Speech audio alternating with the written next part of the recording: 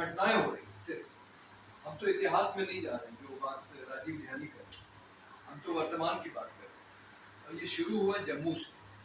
जम्मू में अल्फाज डैंग नाम के पत्रकार का घर तोड़ा, जम्मू डेवलपमेंट अथॉरिटी का। तो उसके पड़ोस में रहता था कुलदीप शर्मा।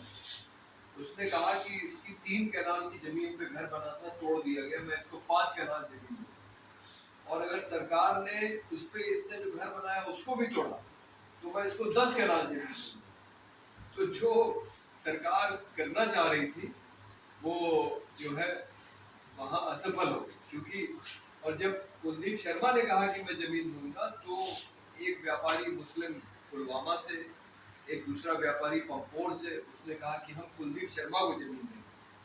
तो जम्मू कश्मीर के अंदर जो है हिंदू मुस्लिम एक हो गए और ये जो सांप्रदायिक मंसूबे थे बांटने के लिए असफल हो गए। उसके बाद आप देखिए कोटद्वार में 71 साल के मुस्लिम दुकानदार को जब हिंदुत्ववादी पहुंचे कि तुमने अपनी दुकान में बाबा क्यों लिखा हुआ है, जबकि बाबा ऐसा शब्द है जो दोनों समुदाय इस्तेमाल करते हैं।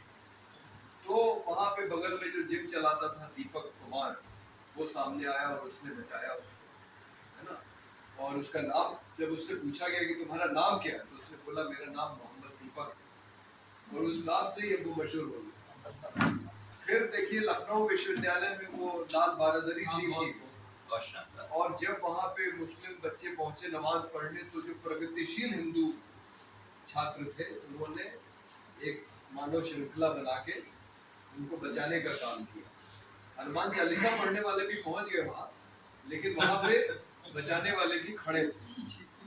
और अभी हाल में राजस्थान के एक गांव में एक हिंदुत्ववादी नेता ने कंबल बांटे और उसने मुस्लिम औरतों को छोड़ दिया, सिर्फ हिंदू औरतों को कंबल बांटा दे दिया था, फिर वापस लिया।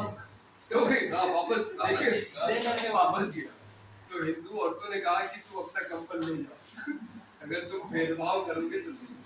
तो ये 4 घटनाएं एकदम हाल की घटना, ये पिछले 10 साल में नहीं हो रही, ये अभी शुरू हुई। इसका मतलब कि अब लोग तंग आ रहे। और जिस तरह से जम्मू कटरा में एक बताइए, मतलब इससे तो शर्मनाक बात कोई हो ही नहीं सकती कि एक मेडिकल कॉलेज है, उसमें सरकार, जम्मू कश्मीर की सरकार ने जमीन दी है, सरकार ने पैसा दिया है, एक राष्ट्रीय परीक्षा होती है नीट, उसके माध्यम से 50 बच्चों का चयन होता है और 50 में 42 मुस्लिम हो जाते हैं। तो बजरंग दल और विश्व हिंदू परिषद ने उस मेडिकल कॉलेज को ही बंद करा दिया कि माँ वैष्णो देवी उत्कृष्ट चिकित्सा संस्थान में मुस्लिम बच्चे कैसे पढ़े। तो मैंने ये सवाल पूछा एक लेख में कि ये बताइए कि ये जो 42 मुस्लिम बच्चे डॉक्टर बनते हैं, तो क्या ये सिर्फ मुसलमानों का इलाज करते हैं? इतने मतलब इतने क्या कहा जाए कि कम समझ वाले लोग हैं, इतना देश का नुकसान कर रहे हैं कि हमें चाहिए कि और मेडिकल कॉलेज खोले जाए और शैक्षणिक संस्थान खोले जाए, क्योंकि अभी हमारे सब बच्चे पढ़ नहीं पा रहे, जो चाहते हैं डॉक्टर बनना वो नहीं बन पा रहे, और एक पूरा का पूरा मेडिकल कॉलेज ही बंद करवा दिया है।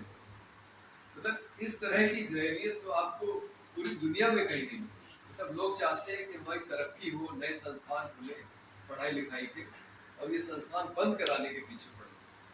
तो खैर लेकिन जो उम्मीद की किरण है, हमें उम्मीद है कि आगे आने वाले दिनों में और इस तरह से लोग आगे आएंगे और ये जो सांप्रदायिक राजनीति है उसका डट के मुकाबला करेंगे।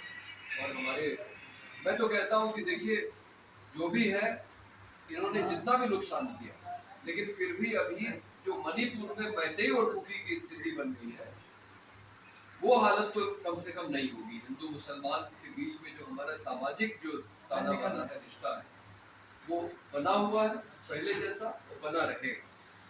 तो ये लेकिन ये तभी होगा जब हम चाहें।